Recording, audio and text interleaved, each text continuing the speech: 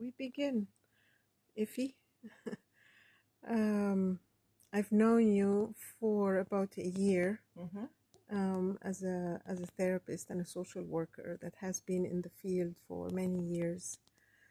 And there's so much I'm curious about, and there's so much I treasure about what I already know about you. So I'm gonna try and find just a few questions because I cannot ask all the questions. Sure.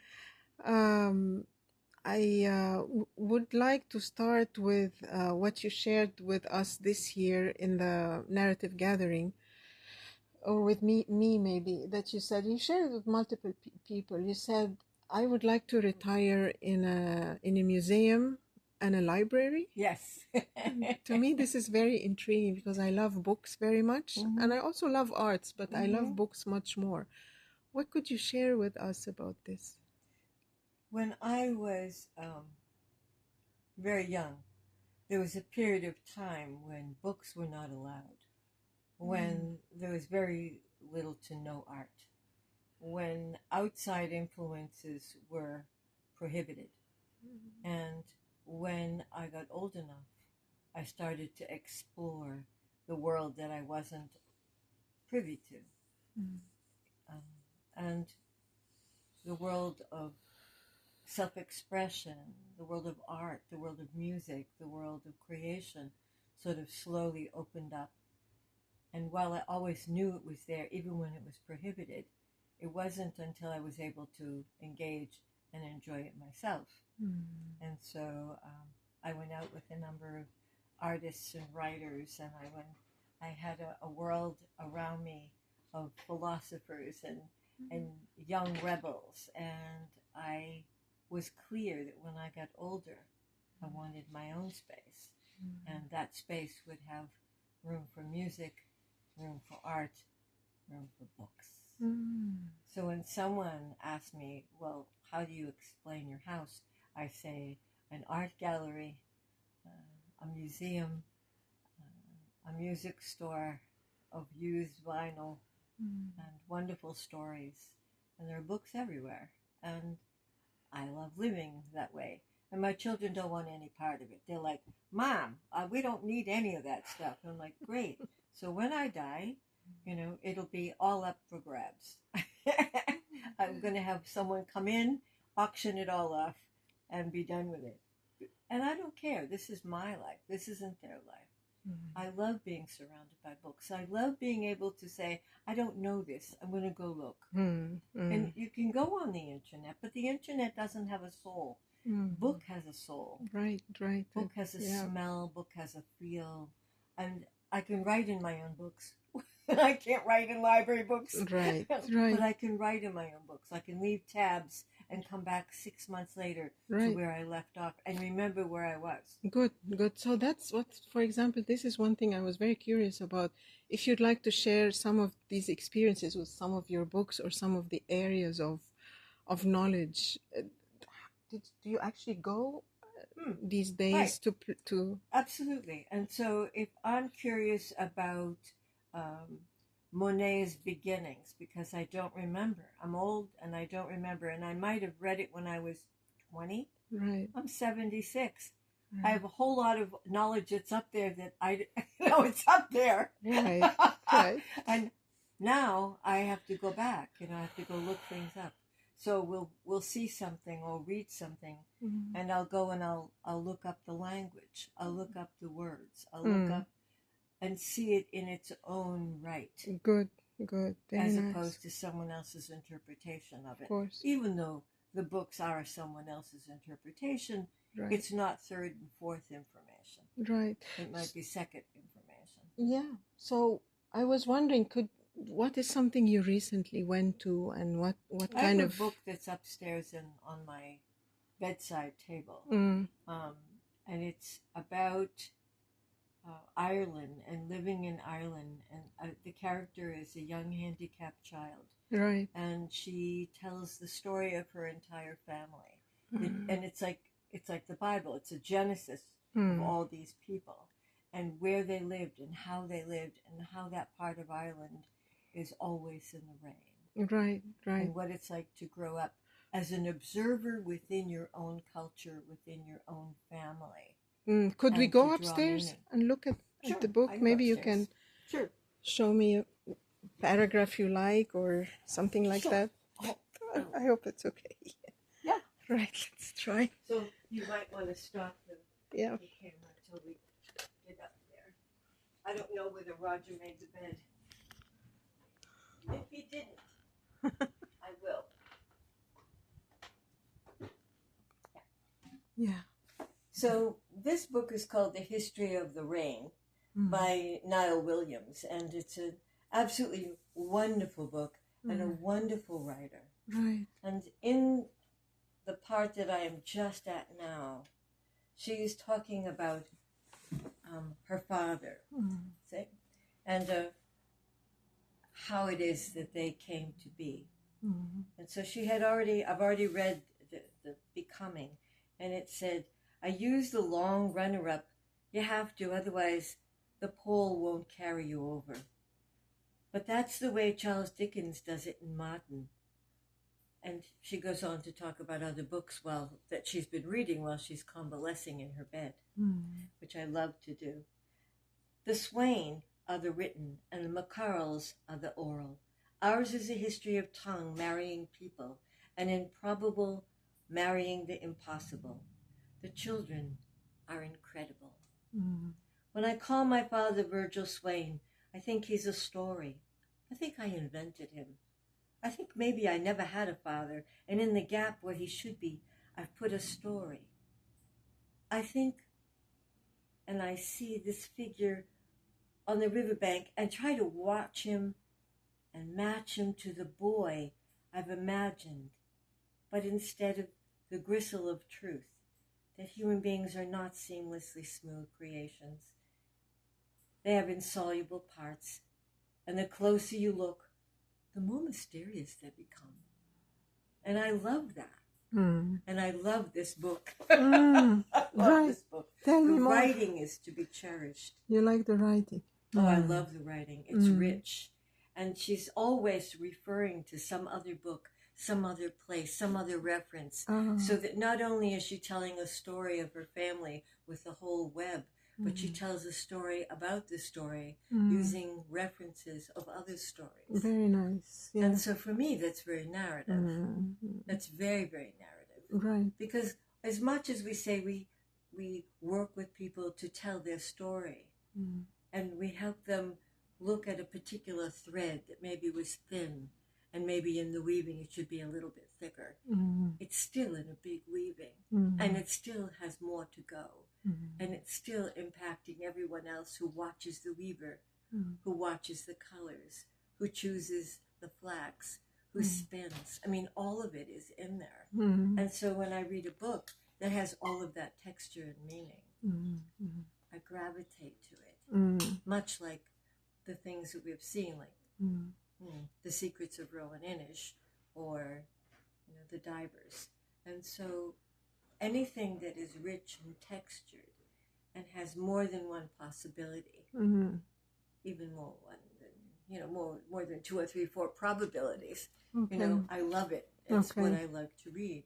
So I will read this, and then I will read How to Tile. How to tile? How Yes. to tile a bathroom. Right.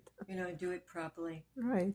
Or I'll read something about quilting and how to put together a quilt so that the corners match.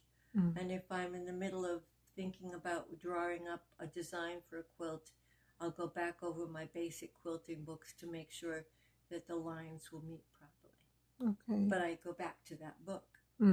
So some of the things that I keep here, and I might go back to them sometimes.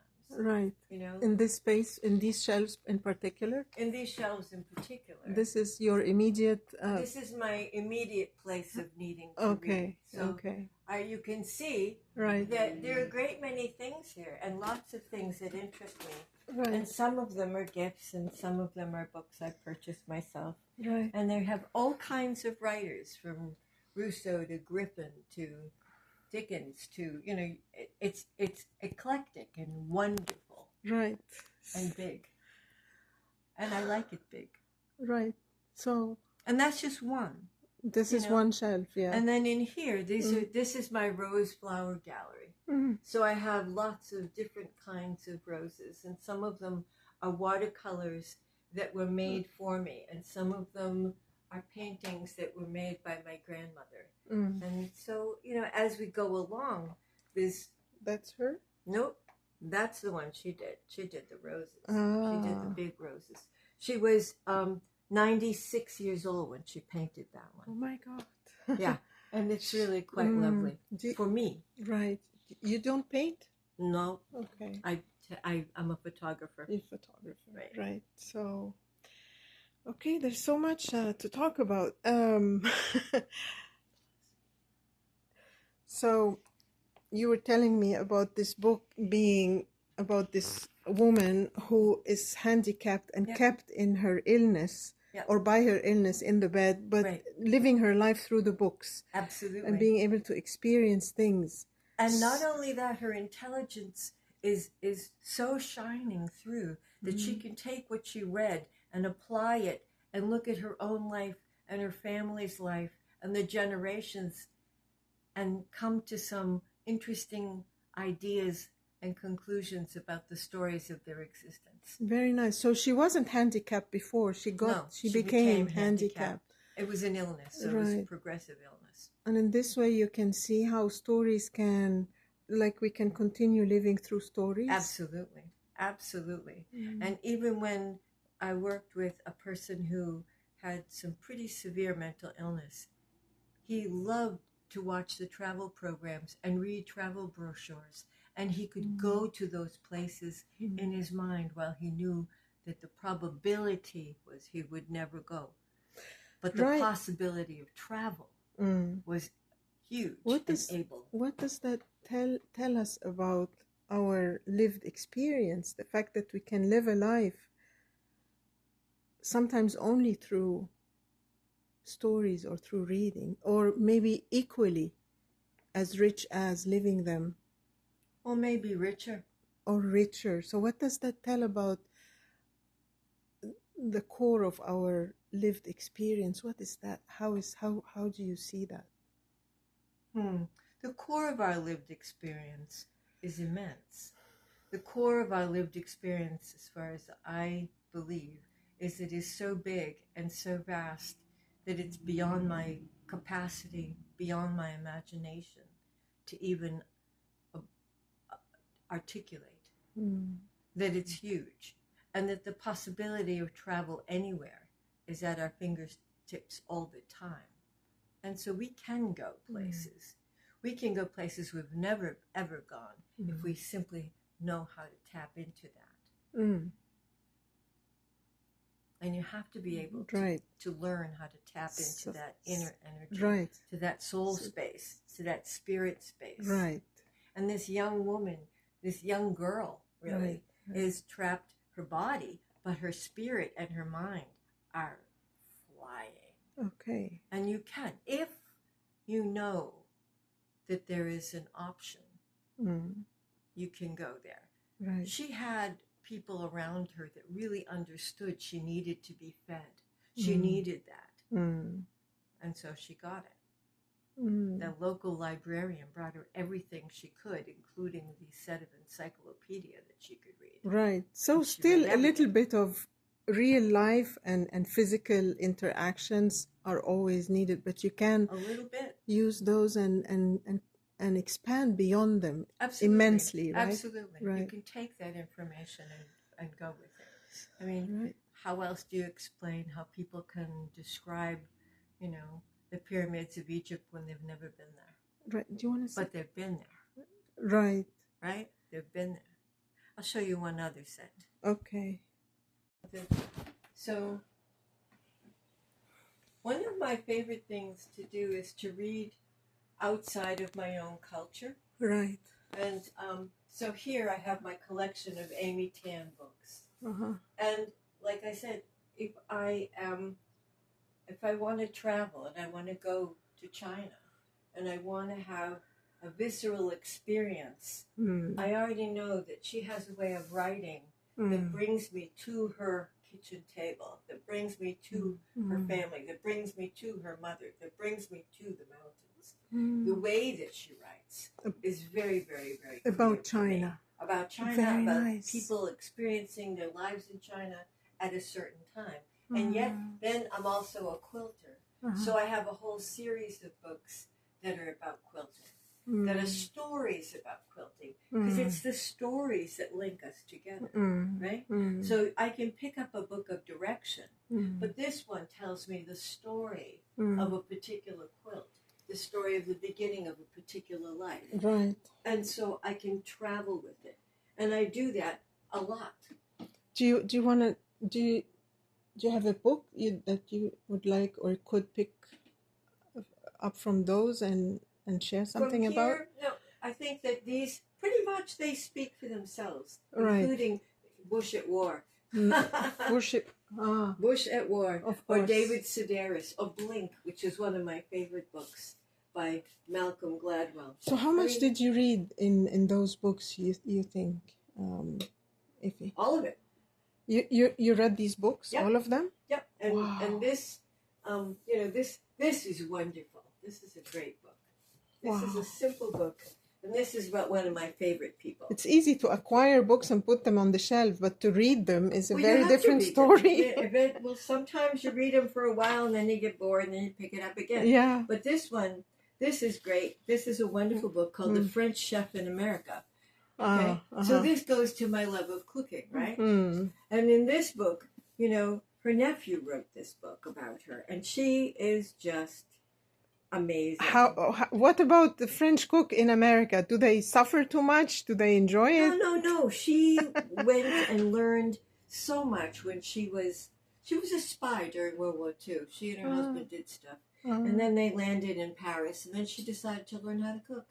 And then from there, she came to America. When she came to America, she had this experience of being on PBS and exploring cooking and opening just the whole country to French cooking. I see. They Wow. were pretty ignorant before that. So what did you learn from something like that, from a book like that?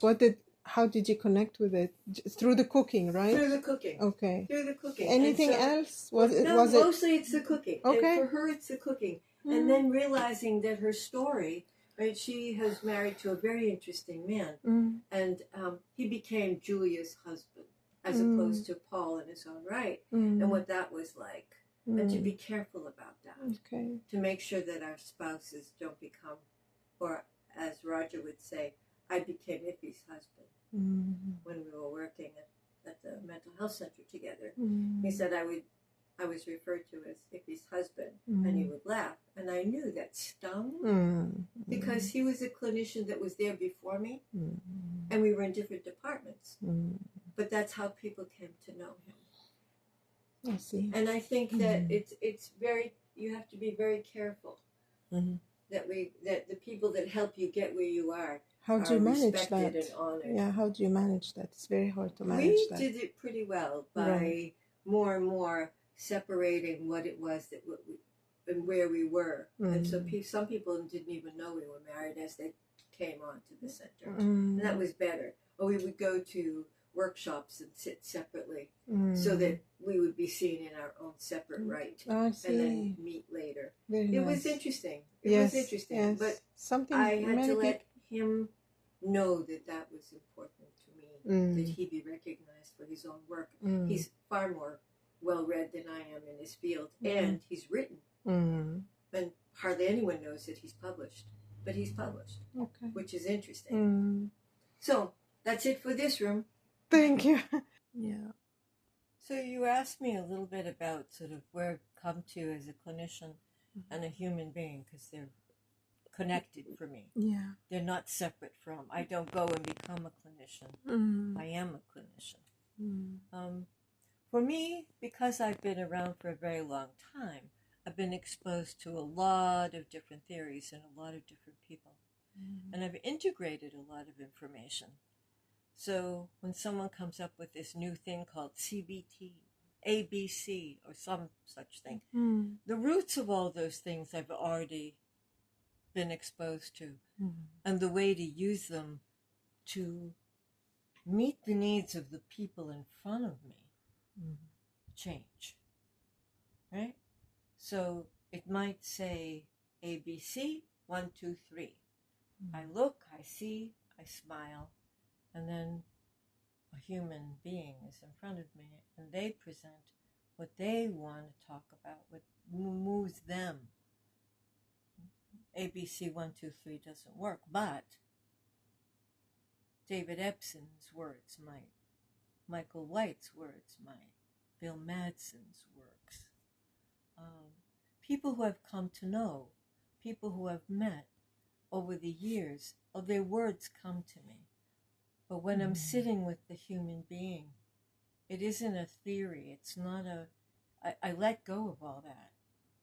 I let go of it because if I haven't integrated it by now, I'm 76, I'm not going to. So I like to think, and I've been told, that I've integrated a great deal of information over the years, and I use all of it. But mostly I use myself. That's what I use. Right. I use myself, I use my listening, I use my joining, I use my being human, I use my love, my care, my sensitivity, and that's a big container. And once someone feels safe and feels contained, the work begins. And it's not my work. I'm just a facilitator. I'll guide. I tune in. I'm very, very, very close to my tuning in. And if I am getting something, I have no problem bringing it forward and asking the question. I'm getting, I'm feeling, I'm thinking, I'm wondering, and what might that be? And how much might that be? And when is that important to you? And on it goes. But it depends on the person. So someone said to me, come up with some questions that you would ask. I can't do that. I can't just come up with some questions randomly, even after seeing a film. Okay, come up with some questions that you would ask. I don't know what I would ask. I'm not with the person. For me, it has to be human to human. And my energy and their energy have to come together so that we develop an understanding of the work that's ahead of us. The questions come out of the transaction and the relationship. They don't come out of a book. Right. So while I've got lots of books at my other house, I've got a whole room full of therapy books. They're insignificant now. They really are. Where I've come to as a clinician is I do read, I do continue to listen, I do continue to pay attention. That would be folly to not do that. But my instinct, my over time, what I've learned really comes to the fore. Right. And was it a long process or was it a shift? No, I think it was both. There was a process, there was a shift. There's a process, there's an elevation. There's a process, there's a shift. Up, sideways, up, back. Up, there's another process, there's two shifts.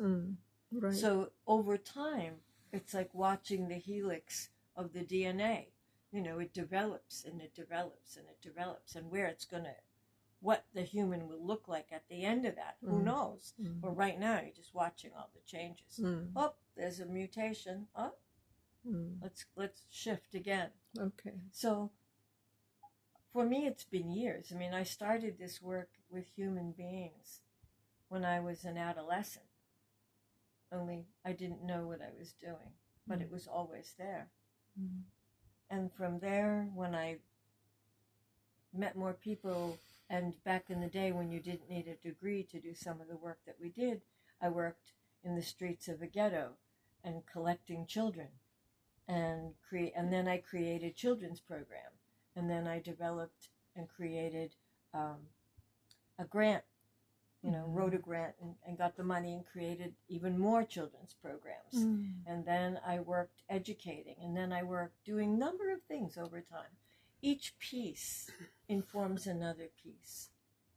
When we can't be, my caution is that we're not singularly focused, that we're able to read in the fields of all of the people that are around us. So I would read sociology, and I read about the tribes in Africa, and I read about problem-solving skills, and then I would read about the polarization in Ireland and how the same people, and then the polarization that's happening, you know, and has happened with the Palestinians and the Israelis, and then with the Greeks and the Turks, and then, you know, there's all these polarizations. So how do we get past some of that? This polarization's in our own work between people who believe that, you know, in a certain doctrine and others who are like more fluid. So how do we do that? And that I'll keep my eyes on all the time. And that's why when we're together and we're all talking and someone brings up how to do resolution work, then I'm there. I'm listening. I'm listening, because it goes from the big to the very small. It isn't just a country. It's the cellular level. It's us as humans. How are we doing this? How have we allowed this to become? Right. How have we not elevated ourselves? So the concept of flexibility you mentioned is also very important, to be able to evolve like that. Absolutely. And to allow for input and everything. You could be sure as shit about something that's very important to you. Sure. And as my husband said, I love it. You get really sure. You get really attached to it. And then you have enough evidence and you go, oh, okay. And I shift. Yes, yes. And that's important. Right. Right? Otherwise we stop growing. Right. We can only see, oh, God help me, I don't ever want to be a person that can only see out of my own eyes. I don't want to be that. I don't want to be. But that's enriching also, so deeply enriched, spiritually enriching, to be able to see out of others' eyes. Absolutely. Isn't that the work? Isn't that, well, for me, that's the work. I can't be another being. They are who they are. I am who I am. It's very clear. But the things that join us, that, and how the story of how I see through my eyes, how they see through their eyes, that's what we share. Yes, and this takes us out of our one track, right? Our Yes. lonely tracks. Yes. And we become, we are running on all tracks or multiple tracks all of a sudden. And this is very different, right? Yes. And it's not so lonely anymore. Yes. That's what compassion is. How do you have compassion if you can't travel that way? Really. You can have empathy, but compassion is different. So perhaps that's my journey. That's my life journey, is to have an enriching environment, wonderful, wonderful people to come and stay and visit and be with me, but in my work, to make sure that I have more than one set of eyes.